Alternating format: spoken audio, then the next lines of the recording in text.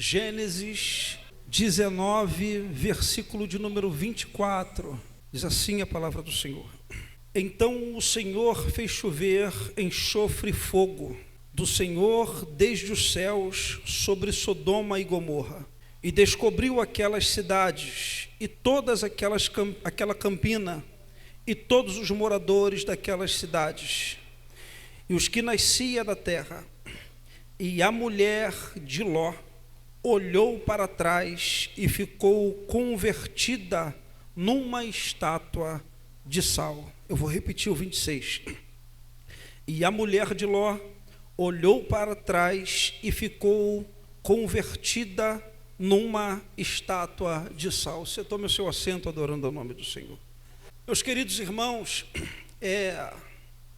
a Bíblia Sagrada nos chama a atenção. Deus, ele vai olhar para Abrão e vai dizer: Abrão, sai da tua terra, da tua parentela, da casa do teu pai, para a terra que eu te mostrarei. E a Bíblia Sagrada nos diz que Abraão vai pegar a sua esposa Saraí, vai pegar a sua fazenda, porque Abrão era um homem muito rico, e Abrão também vai pegar consigo o seu sobrinho chamado por nome de Ló. A Bíblia Sagrada nos diz que quando nós nos casamos com os nossos cônjuges, a nossa família já não é mais pai e mãe.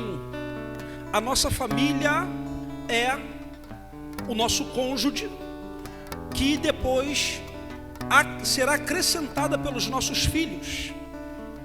Os nossos filhos, quando casarem, eles já não fazem mais parte da nossa família.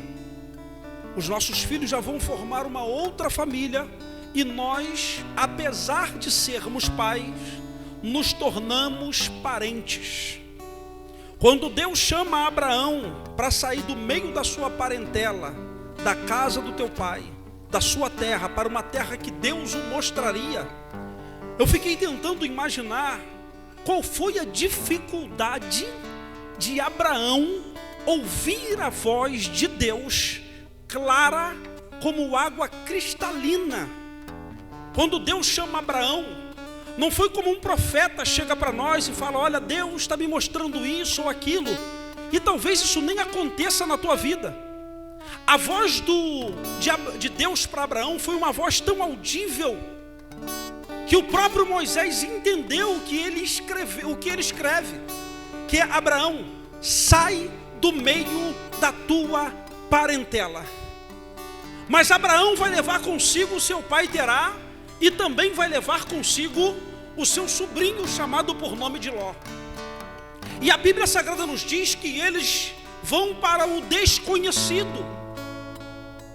Eu entendo que quando Abraão ele sai da cidade de Ur dos Caldeus, da antiga Mesopotâmia, e ele vai caminhando para uma terra chamada por nome de Canaã. Quando ele chega em Canaã, a terra ela é produtiva e ela é boa para sustentar tanto a fazenda de Abraão como também a fazenda de Ló, porque os dois tinham gados. Abraão e Ló convivem juntos, mas diz o texto sagrado que há uma fome em Canaã, e a decisão de Abraão é descer até o Egito, para eles chegarem no Egito e serem alimentados e alimentar os seus gados. Só que havia um problema, porque a sua mulher, a mulher de Abrão, chamada por nome de Saraí, a Bíblia diz que ela era formosa. E havia-se um costume entre os egípcios que toda mulher bonita e formosa que chegasse até aquele lugar, ela era levada até Faraó para que ela fosse mulher de Faraó. Abraão então tem a ideia de dizer que Saraí era sua irmã, quando na verdade o era. Mas ele diz: olha, diz que você é minha mulher, minha irmã, porque quando o Faraó descobrir que você é só minha irmã, ele não vai mandar me matar. E a Bíblia Sagrada diz que os empregados de Faraó pegam ela e levam até Faraó, e ele vai liberar presentes a Abraão. Abraão que já tinha muita riqueza, Abraão que já era rico, Abraão que já tinha fazendas. Diz o texto que ele fica mais rico do que ele já era. E a mulher de Abraão está dentro do palácio, e Deus viu que a atitude de Abraão não foi muito legal. Então Deus manda uma praga dentro do Egito, dentro da casa de Faraó. E Faraó descobre agora que Saraí é mulher de Abraão. Então ele vai ordenar com que os seus empregados levem Saraí junto com Abraão, junto com Ló, para fora do Egito. Agora sai Abraão com uma fazenda muito maior do que ele tinha, junto com Ló, com uma fazenda muito maior do que ele tinha. E eles vão voltar ao mesmo ponto de partida, porque diz o texto que eles vão até Canaã novamente. E quando eles chegam a Canaã, a terra já não suportava a riqueza de Abraão e nem a riqueza de Ló. E o texto diz que houve uma contenda entre os pastores de Ló e os pastores de Abraão. Eu fico tentando imaginar, pastor Daniel, quando Abraão chega e vê uma briga entre os pastores, porque a gente às vezes quer ser mais misericordioso do que Deus. Deus está dizendo: olha, não vai, não entra nisso, não faz isso, não entra nesse processo, não entra nesse vento, porque tu vai carregar a tribulação para a tua vida. Deus está falando, Deus está exortando, Deus está falando novamente. E muitas das vezes nós queremos ser mais misericordioso do que Deus, dizendo: não, eu vou levar, é meu sobrinho, eu gosto dele, é meu pai, eu também gosto dele. Quando Deus está falando: não faz isso, porque tu vai trazer vento para a tua vida. Deus está avisando, Deus está alertando. Para de ser bonzinho, meu irmão. Obedece a voz do Espírito Santo de Deus. Ele falou: Senhor, eu não concordo, não interessa. Ele sabe o que é melhor para mim e para você. Apenas obedeça aquilo que está sendo dito. Às vezes a voz é clara como água cristalina, mas nós queremos: não, eu vou ajudar, eu vou isso, eu vou aquilo. Tu está entrando num processo, tu não sabe até onde vai esse negócio, mas tu está sustentando um negócio que não é para sustentar. Tu está entrando num vento que não é para entrar. Isso vai trazer maldição para a tua vida. Qual é o que eu tenho que fazer, pastor? Volta atrás, se arrepende, larga o que tu está fazendo, começa a caminhar com Deus para tu começar a viver o sobrenatural.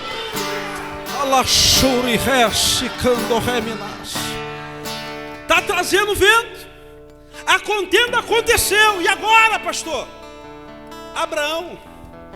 Porque quem tem a direção do Espírito, irmão Carla, ele está sempre ligado na videira. Ele não toma decisão precipitada. Ele não fica ansioso pelo que vai acontecer. Ele não fica em depressão com o que aconteceu, porque ele sabe que o início é fácil, o meio da caminhada é difícil, mas nós vamos chegar a um objetivo. Agora depende do posicionamento que você tomar. Pega o irmão que está do teu lado, agarra na mão dele e diz para ele: qual é o teu posicionamento? Deus quer te levar para lugares grandes, mas você tem que largar isso.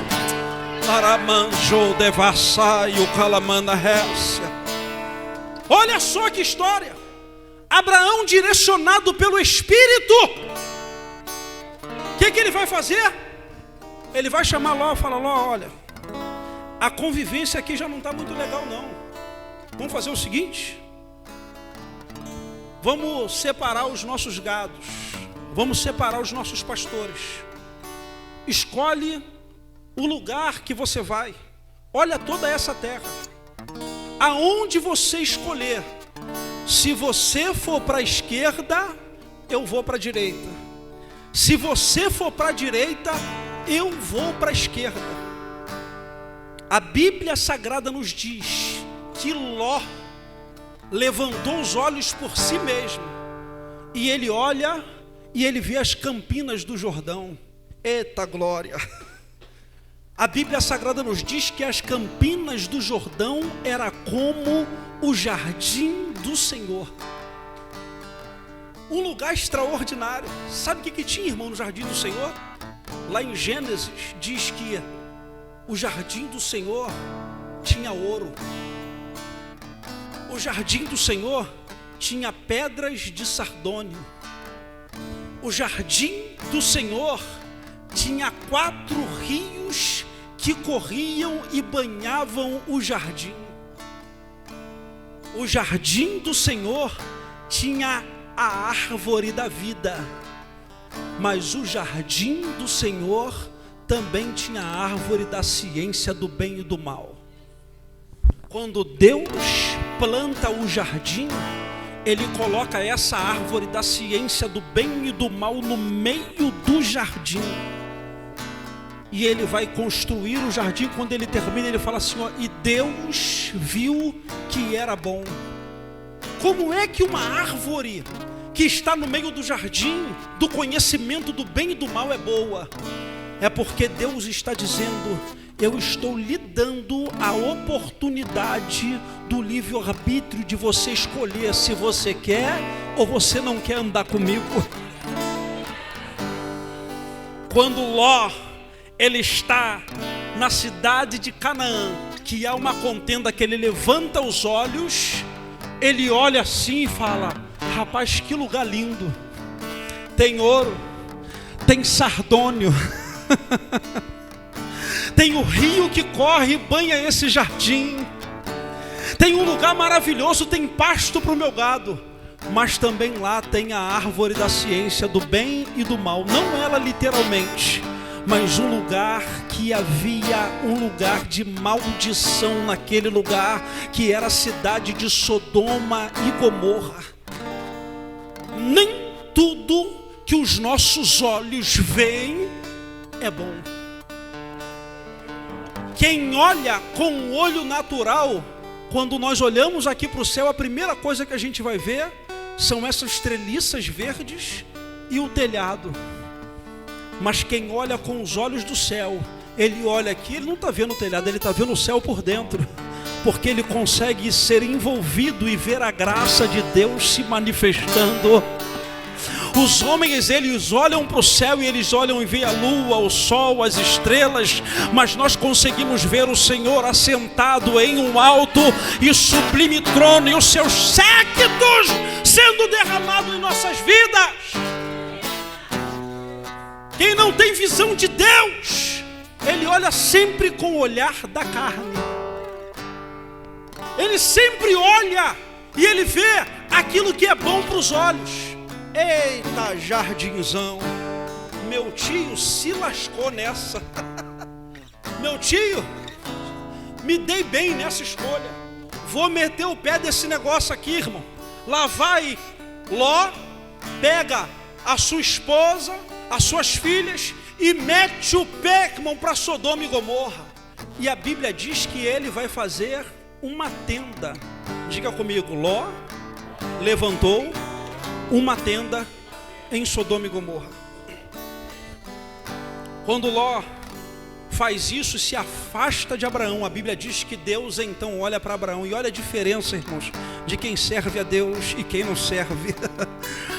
Quando Deus olha para Abraão, ele diz assim, ó, Abraão, levanta os teus olhos. Ló não, Ló ele fala assim, olha, escolhe para onde tu quer ir. A Bíblia diz que Ló levantou os olhos e viu as campinas, mas Abraão não. Abraão estava de cabeça baixa e Deus falou, Abraão, eu estou falando com você, levanta os teus olhos, irmãos.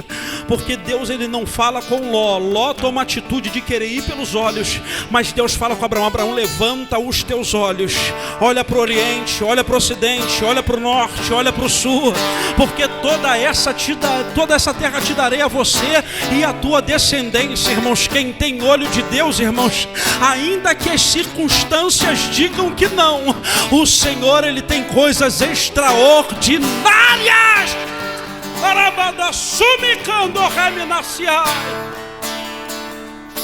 Levanta os teus olhos, Abraão. E Abraão levanta os olhos. Olha aí, ó.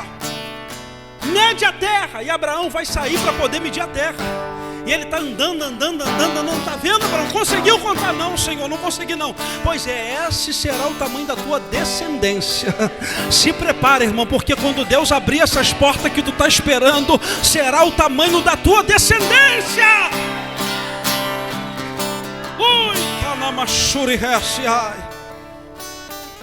E a Bíblia diz que Abraão, quando chega em Zoar, sabe o que ele vai fazer? Ele vai levantar uma tenda. Ló, ele foi para Sodoma, levantou uma tenda. Abraão foi para Zoar e levantou uma tenda. A diferença de Ló e Abraão é uma: Abraão levantou uma tenda, Ló também. Só que Abraão também levantou um altar ao Senhor. Crente que não levanta altar para Deus vive de tenda. E quem vive de tenda só gosta de palco, só gosta de estar com o microfone na mão. Eu só dou glória se eu pregar, se eu cantar. Não, irmãos, nós que vivemos de altar, nós damos glória dentro do nosso quarto, sozinho buscando a Deus. É aí que Deus se manifesta. Aleluia. Deixa eu lhe falar uma coisa, meu irmão. Altar é consequência das nossas orações no oculto com Deus. Deus não precisa de tenda, irmãos. Deus quer altar. Olha para o teu irmão e diz assim: vamos levantar o nosso altar? Vamos levantar a tenda, mas vamos levantar altar também. Aleluia. Deus quer te usar no altar, mas a tenda também é necessária. E o altar é mais ainda do que a tenda. Aleluia. Aleluia. A Bíblia Sagrada nos diz que Ló morou na cidade de Sodoma e Gomorra, e Abraão ficou debaixo da direção de Deus. As coisas foram acontecendo. A Bíblia diz que houve uma guerra entre si. Sodoma e Gomorra perdeu uma guerra, e os reis, Abraão foi lá, levantou 318 homens, conquistou novamente a cidade de Sodoma e Gomorra e entregou para o seu rei. E ao entregar a cidade de Sodoma e Gomorra para o seu rei, a vida de Ló foi restituída dentro de Sodoma e Gomorra. Mas só que o pecado de Sodoma e Gomorra, irmãos, era pintinho perto do que a gente vê hoje. Pintinho. Porque naquela época, irmãos, existia tudo que é tipo de coisa ruim. Hoje existe dobrado pela quantidade de pessoas que existe hoje na face da terra. O mundo estava perdido.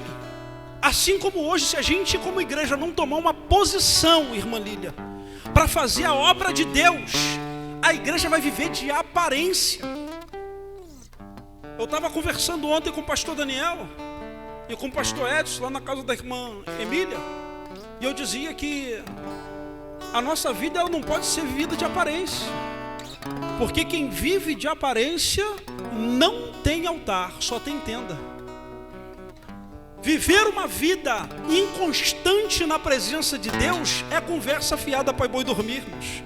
Você pode até pregar bem, você pode até cantar bem, você pode até tocar bem, você pode botar um terno que combina com a calça, com a camisa, mas Deus não quer altar, não quer tenda, Deus quer altar pronto. Todas as vezes que é levantado um altar no oculto, saiba que o Senhor, Ele se faz presente, aleluia. Tenda é para morar, altar é para ter relacionamento. Eu vou repetir porque isso aqui é pedagógico, irmãos. Tenda é para quem quer fazer a diferença aqui em cima, mas altar é para ter relacionamento. Quem tem relacionamento, ele não vive de tenda, ele vive de altar. Abraão, ele vivia de altar. E a Bíblia Sagrada nos diz que ele, depois que venceu a guerra, 2 anjos aparecem para ele. Abraão os vê, faz uma boa comida, e Abraão vai receber o seguinte recado daqueles homens: olha, sua mulher Saraí vai estar grávida. E eu vou dizer mais para você: eu vou até Sodoma e Gomorra, porque eu vou destruir a cidade, porque as suas podridões chegou até as minhas narinas. E o anjo está andando, e Abraão falou: meu Deus, meu sobrinho Ló está lá. Meu sobrinho Ló está hospedado naquela cidade. Anjo, pelo amor de Deus, vem cá que eu quero falar com o senhor. Sim, Abraão, pode falar. O anjo está andando e ele está: se tiver 50 justos, o senhor destruirá a cidade? Ele falou: não, eu não vou destruir a cidade por causa de 50 justos. Pô, senhor, você é um pouquinho mais abusado na minha pergunta. Deixa eu fazer uma pergunta: se tiver 45, o senhor vai destruir a cidade? Ele falou: não. E se tiver 40, não? Senhor, eu só vou ser um pouquinho mais ousado. E 30? Também não. E 10? Também não. Então o anjo vai para a cidade de Sodoma e Gomorra. E eu imagino, o texto é claro, quando ele diz que Ló estava sentado à porta da cidade. E isso aqui, irmãos, é pauleira, é marreta na cabeça de muita gente hoje. Ló estava sentado à porta da cidade. Falei: Senhor, o que é que Ló estava fazendo na porta da cidade? Todas as pessoas, irmãos, que às vezes tomam uma fresquinha no meio da sua rua, na sua calçadinha, ele bota a cadeirinha, fica lá sentado, né, conversando, chega a dar um certo horário, ele vai e mete o pé. São pessoas que já fizeram tudo o que tinha a fazer e agora não tem mais nada para poder fazer. Pessoas que estão ali que não tem nenhuma expectativa de fazer alguma coisa naquela hora. Então ele está ali para poder bater um papo, às vezes até para poder fazer alguma fofoca ou para comentar da vida de alguém. Pessoas que não tem nada para poder fazer. E é lógico que nem todos são assim.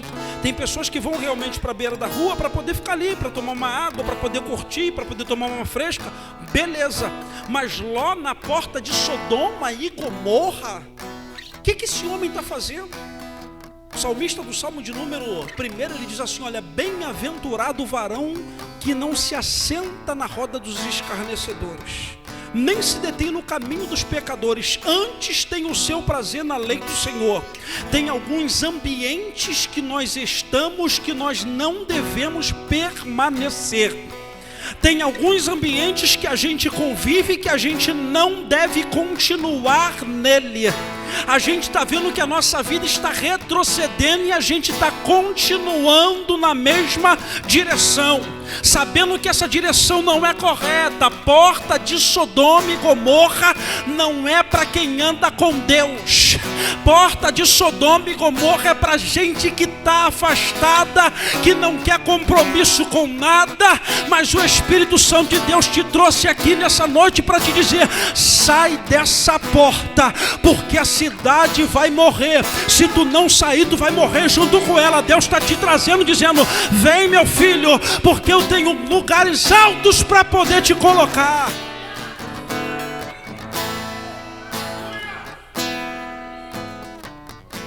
Porta, ele está parado na porta.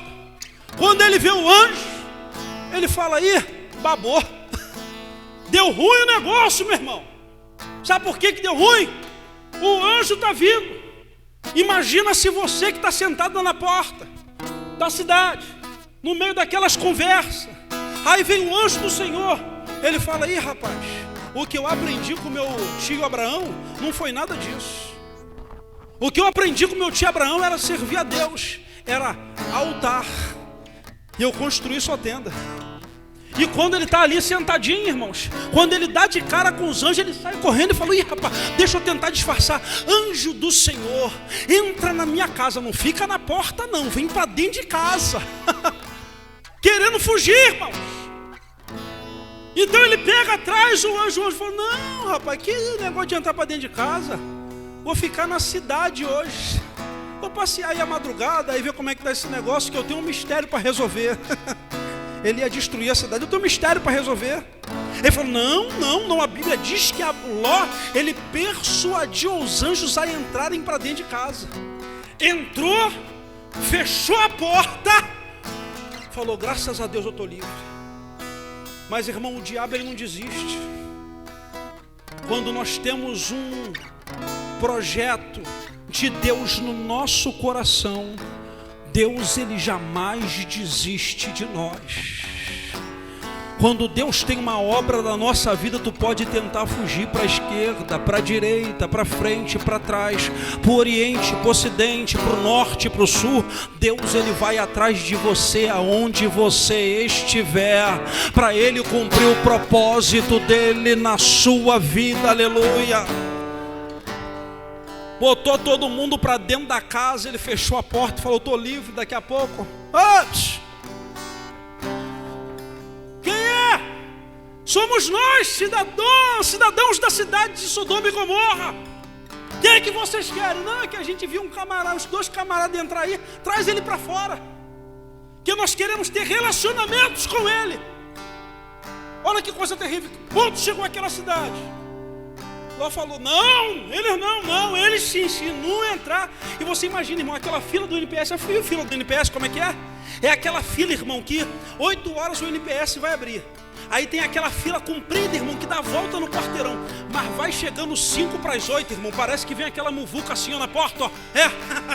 Vem aquela muvuca, irmão, começa a vir assim. E todo mundo, não, porque eu sou velho, eu sou idoso, eu sou aleijado, eu sou manco, eu sou coxo. Eu tenho que entrar na frente. E quem chegou cedo na fila no dia anterior, ele não quer perder a vez. E é uma briga danada para poder entrar na porta do NPS. Assim também foi naquele dia. Está todo mundo rodeando, irmão. A Bíblia diz, é clara, está todo mundo rodeando a casa de Ló, porque todo mundo quer entrar para poder ter relacionamento com os dois que chegaram. Ló, desesperado, falou: meu Deus do céu, o que eu vou fazer? A Bíblia diz que ele abriu a porta, fechou a porta atrás de si e ficou do lado de fora e disse: varões, pelo amor de Deus, não faz isso não. Esses homens são santos. Faz o seguinte, eu tenho preste atenção no que eu vou dizer.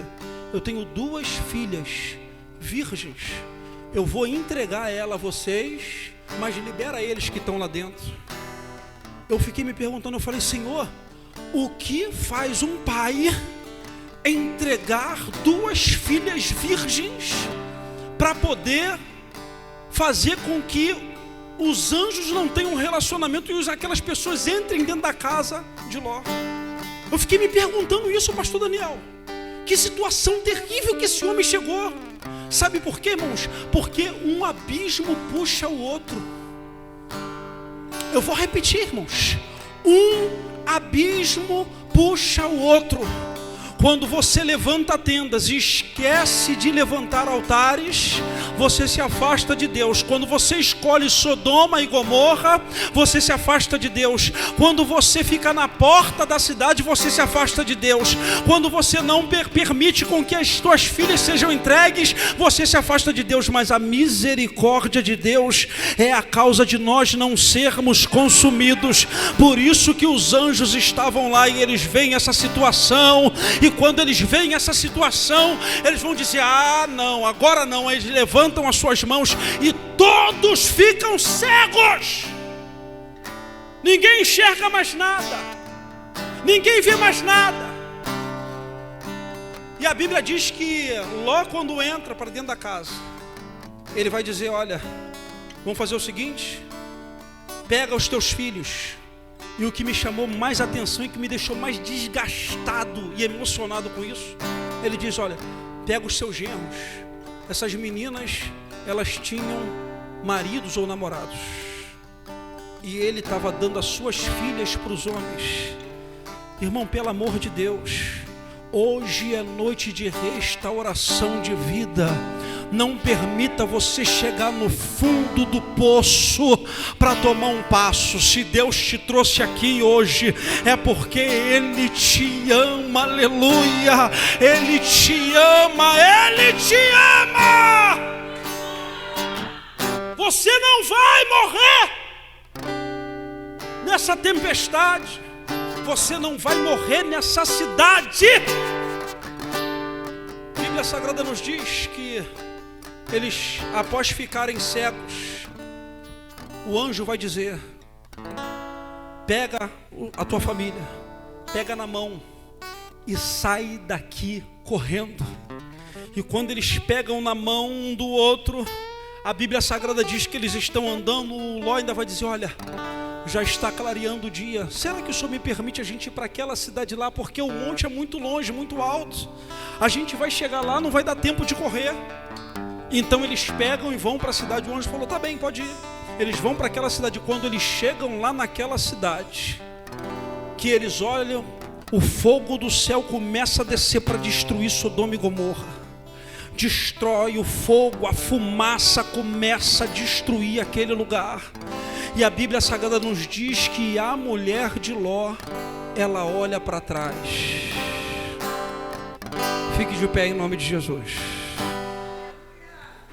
Ela olha para trás. E quando ela está olhando para trás, a Bíblia Sagrada nos diz que ela é transformada em uma estátua de sal.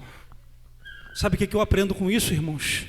Que muitas das vezes o nosso coração está apegado às coisas de lá de Sodoma e Gomorra e nos impede da gente chegar até a presença de Deus no caminho que Deus proporcionou para cada um de nós. O texto diz que quando o fogo caiu do céu, aquela mulher foi transformada. Mas pastor, ela poderia ser salva? Poderia sim ser salva. Ela poderia ser uma mulher que hoje fosse falada como Ló foi dito, que saiu da cidade e foi salvo, e ali ele viveu bem. Depois aconteceram algumas coisas com ele, mas o texto nos diz que é muito claro que esta mulher, ela foi transformada nessa estátua. Deus te trouxe aqui nesta noite para dizer para você, não olhe para trás. As pessoas nesse século, escute bem o que eu vou falar, as pessoas neste século, elas vivem 70% lembrando do passado, 20% elas projetam o futuro e 10% elas vivem o seu presente. Deus está te falando hoje que o dia de hoje, ele é um presente de Deus para você. Esqueça o passado, programe o futuro, mas viva o presente como se o amanhã não existisse, porque o presente é um presente de Deus para a tua vida. Por isso que Ele se preocupa contigo, por isso que Ele te ama, por isso que Ele permitiu com que você passasse por Sodoma, por Gomorra, porque Ele tem um grande projeto para você. Aleluia.